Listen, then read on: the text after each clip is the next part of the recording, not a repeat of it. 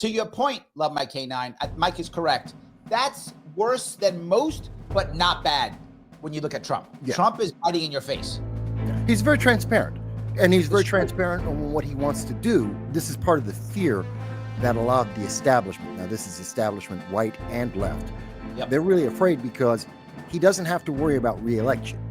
Correct. It's not a concern for him. This is, he's got 4 years and he's done. Oh, so wait a minute, hold on, Mike. They told us that once he's elected, there's no more elections. He's gonna cancel them all. Well, Larry, I noticed you're not in chains, and I see all the women that are typing in comments right now. I don't think they're locked into their kitchens, nor are they barefoot. Right. So I think they may have overstated the devastation. No, you tell me MSNBC lied to me? Impossible. Yeah, right? I can't believe it. I can't believe it. That's good. Are you saying that? Are you saying that when it comes to things that are, say, fascistic or authoritarian, that there should be some form of censorship? Yeah. Wow. Okay, that can't go with you on that one. No, can't go with you there. No, yeah. I know there's some people like on principle who are like that, but 100%. Yes, 100%. Can't go with you on that one. But yeah, you know what? I think the difficulty comes with who was deciding those things. But if we decided, hey, you know what? No Nazi salutes, and if you do, you're fined or you're in jail. The talk has been, look, I know we locked you down. I know we crushed your jobs. I know we destroyed your businesses and careers, but we would like some grace for that. And what I said is, okay, I'm going to hear you. Let me ask you a question. Are you saying that you should have never done that? That you had no right to do that and you would never do it again? And the answer is no, we just didn't know enough. If you are telling me you should have never done it, you've learned your lesson, it is wrong, I will never do it again, I'm open to grace. But if your answer is, if we knew better, then we have the right to destroy your businesses and to crush your children's education, then no grace. What we should learn from this is not whether or not the science was right or wrong. What we should learn from this is government should never dictate how we live our lives, ever. I hope you understand that in the future, it's not about the thing, it's always about the mandate. Thank you. We're planting a flag on Mars? Dude, yeah. He's going too far. Wait a minute. No, he's not. JFK said we were going to the moon, and we did. Yep. It is realistic, scientifically realistic, that we can land on Mars. Yes. We can do it and return. So he's not saying something that's impossible. Again, if you don't set the bar high, extremely high for Trump, then you're going to be dragged through the mud because they're already doing it. They've been doing look, it. I'm just going to paraphrase. You remember it. He said something like, doing the impossible is what America does, or something like that. I'm getting it wrong, but it was something like that. And I thought, that's a good one. That's a good one. There's a saying that I always used to like to say. I want to reach for the stars because if I only get the clouds, I've already succeeded. And that's a way to live your life. If Trump gets us back to the moon, or we have all the other things that we all every day say we need, no one's going to care that we didn't get to Mars. So let's talk a little bit about RFK Jr. I mean, they're placing him in a category saying that he's a more difficult to confirm pick, but I actually have a different attitude about this, Larry. In my opinion, the president gets his picks, but there's also the issue of a mandate that President Trump received when he had the popular vote, but there's also the issue of people mischaracterizing who these people are. Hey, RFK Jr. is actually really accomplished. So is Tulsi Gabbard. So is Pete Hegseth. These are not just TV stars or authors. They are very accomplished people who are great choices for these roles. Well, there's a couple of things. Number one is he's putting them in specific roles.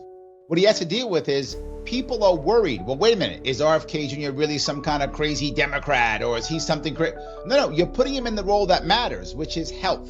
And again, if you remember, he literally said, Trump said this during his presentation, he said, we're going to make our children healthy. He said that in his inauguration address. He's serious about Kennedy. And look, who doesn't want healthy kids, right? If you don't want healthy kids, you have a mental problem, right? Obviously, you want healthy kids. We all do. So who's going to fight against that? What's going to happen here, though, is remember, these senators, many of them, they know people like Bobby Kennedy Jr. are going to be, they're absolutely going to be confirmed. What are they trying to do? They're trying to create some type of show so they can use that for the commercials to raise money. This is a way they're going to raise money. This is not about stopping RFK Jr. and Tulsi Gabbard. It's about cash. So they're trying to raise cash for the midterms, which actually started today. The race for the midterms started this weekend because, after inauguration, every congressman will be dialing for dollars for 2026. Yep. Yes, and they're all going to be saying things like, we got to fight Trump. They're all saying that. We're going to fight Trump. We're going to fight Trump. You're not fighting Trump. The guy won. He's going to get most of his cabinet for sure, if not all of it. He's going to get a bunch of people from his cabinet. It's going to happen, but they have to look like they're still fighting. Remember something, the Democratic Party, they got their butt kicked last year, badly. So how many of their leadership got replaced? None. They just kept exactly the same way. They're happy. The leadership's doing well. One guy got replaced because he retired. Other than that, no one changed. So they're still fighting the same thing. They're still raising money. Harris is still raising money. And she's not even vice president anymore, and she's still raising money. So this is all about cash. Trump is going to get who he wants. RFK Jr. is going to be confirmed, but they're going to get a bunch of cool TV commercials while they yell at Bobby Kennedy Jr. for whatever they're going to yell at him about. You see already with Hegseth. They yelled at Hegseth, and they're supporting their issues. That'll be in some commercial locally. They'll raise a bunch of money off it, and we'll keep moving. All right, let me see here. Phil says, do you think there's a constructive element to the anti-establishment movement? I see a lot of blacksmithing, construction, woodworking, building social media. It might be my rhythm, but there is an element to it. And it's because it is working class, right? If you look at what's happened, and this is what Farida said, and it's what I've been saying, the Democratic Party has become the party of the elites. That's who it is. And heavily highly educated elite women. Heavily that. But elites in general. The establishment in general. So more of the working class has been moving over to the Republican Party to include blacksmithing, construction, those types of people have been moving over there. So that makes a lot of sense to me. Yes, absolutely. So 100%. Point is correct. The system is devastating the third parties. New York State is the worst. I mean, your state's pretty bad too, but mine's the worst. Yeah, right? I think we're number one. And here's why I say we're the worst. We were the only state in the entire union last year that did not have any independents on the ballot for president. The only one. RFK Jr. spent $20 million getting a ballot access. He spent $1 million just in New York State, and they threw him off because his address was wrong. I'm not joking. New Hampshire literally asked him, well, what's your address? Well, I vote in New York State. I have my license for practice in law in New York State. My fishing, hunting license, guys, all in New York State. He said, then New York is your address. So he put that down for his address. He comes to New York, same address now. They go, no, you don't live there long enough. You live in California. It's a lie. You're a felon. Then he says, no more DEI in government. Now, I want to be clear. Thank God. I'm happy about that. I'm not unhappy about that. It's static. I'm not unhappy about that. But what I'm saying is, to many people, it's almost like saying oil and water, right? How can you say, I care about, Black America, Hispanic Americans, all creeds, colors, ethnic backgrounds, that's what he said, and then go, by the way, no DEI. Well, DEI has something to do with... Aren't most people going to say that's crazy? No. I'm sure every progressive out there said that.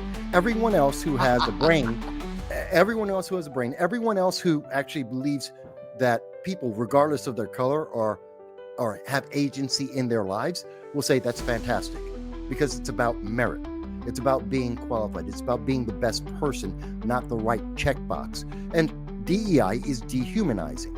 It absolutely dehumanizes everyone. You don't got to piece you on DEI. I stopped doing those types of training in my day. You know what my day job is.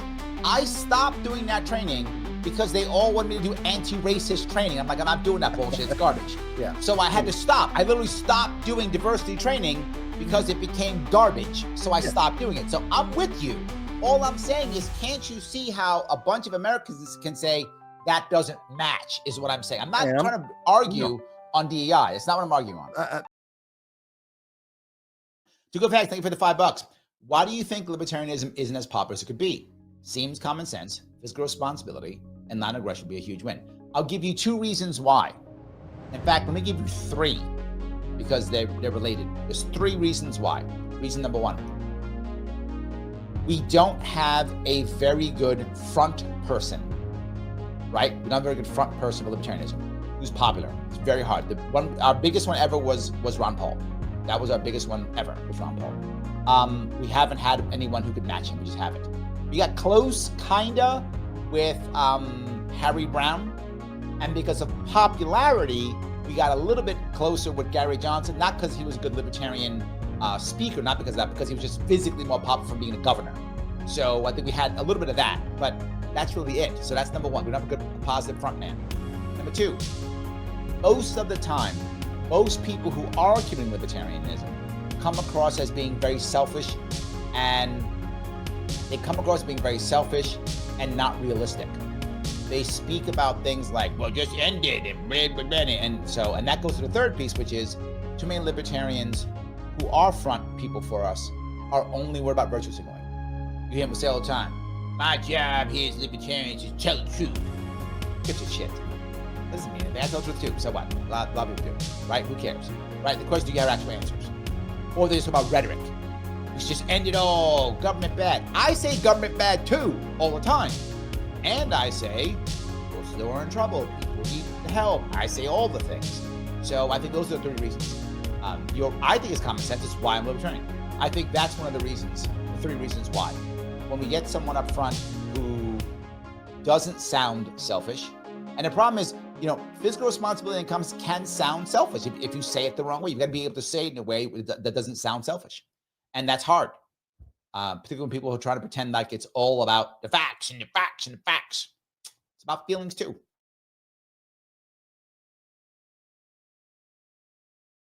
Zuckerberg didn't do what he said, but he did because he is a socialist or an authoritarian or a bad, or whatever words you want to use to insult him. That's not the reason why he did it. He did it because he was scared. If you were to call him a coward, that would be more of an accurate word. We're going to call him that, maybe. He was scared.